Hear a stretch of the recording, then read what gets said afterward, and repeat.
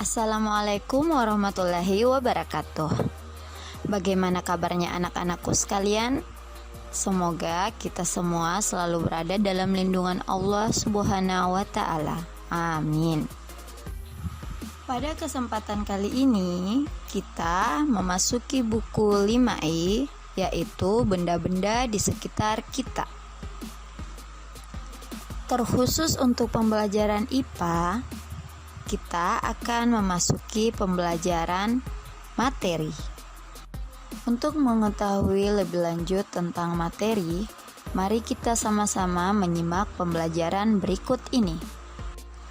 Materi adalah segala sesuatu yang menempati ruang dan mempunyai massa. Contoh materi sangat banyak kita temui di lingkungan alam sekitar kita. Tidak lain contoh dari materi yaitu air, batu, tanah, kayu, besi, dan emas. Berdasarkan wujudnya, materi terbagi atas 3, yaitu padat, cair, dan gas. Sedangkan berdasarkan komposisi penyusunnya, materi dibedakan menjadi 2, yaitu zat tunggal dan campuran. Mari kita bahas satu persatu. 1. Zat tunggal. Zat tunggal disebut juga dengan zat murni. Zat tunggal adalah materi yang susunannya tetap dan tidak dapat dibagi-bagi lagi. Adapun contoh dari zat tunggal yaitu air, garam, gula, besi, dan emas.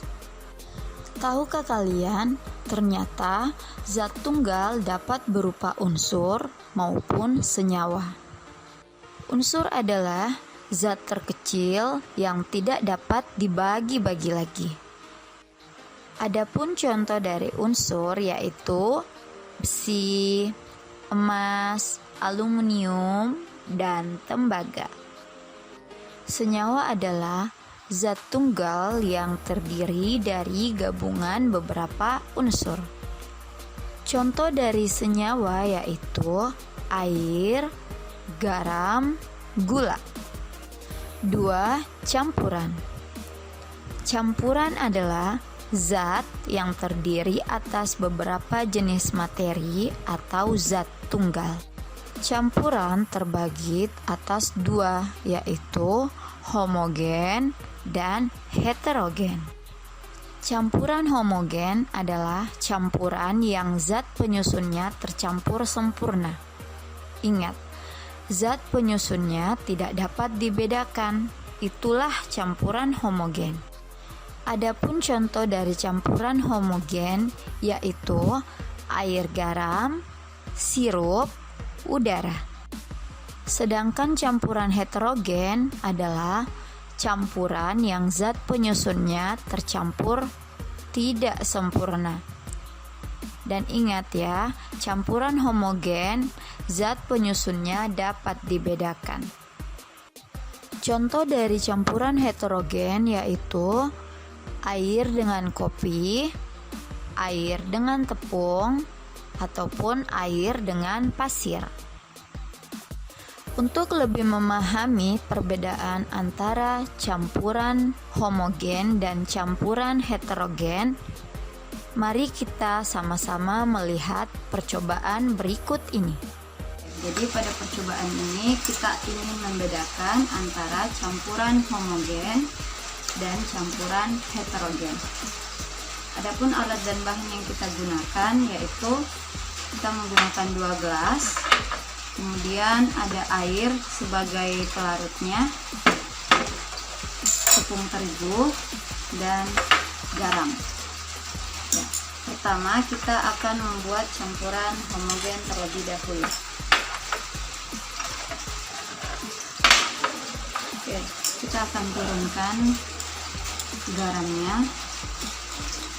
Jadi sama seperti pembahasan kita sebelumnya bahwa contoh dari campuran homogen yaitu air dengan garam. Kita turunkan garamnya, kemudian kita masukkan air.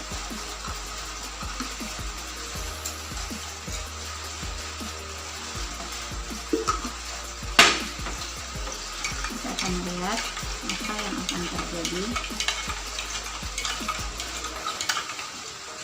Kita akan diamkan terlebih dahulu. Kemudian kita akan membuat larutan selanjutnya. Sini kita menggunakan tepung terigu.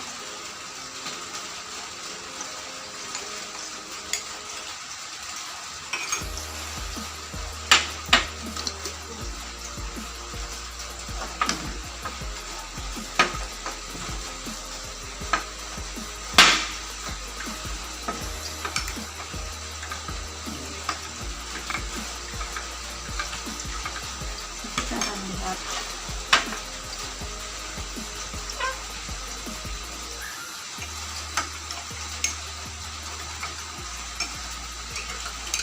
sama seperti larutan garam tadi, kita diamkan terlebih dahulu untuk mengetahui bagaimana reaksi dari kedua larutan tersebut.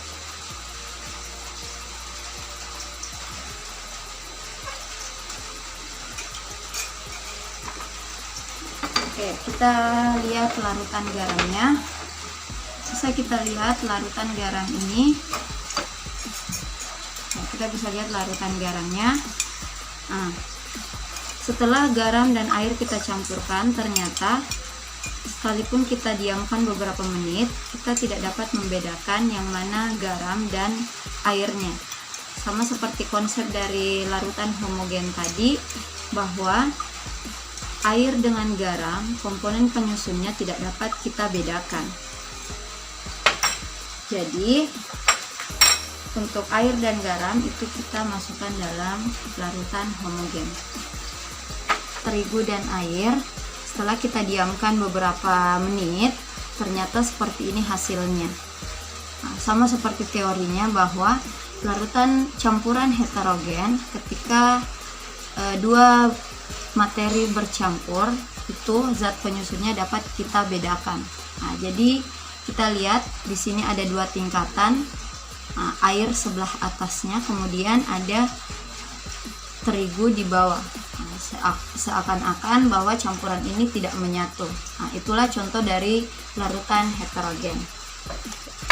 Sekarang kalian bisa bedakan yang mana campuran homogen dan campuran heterogen.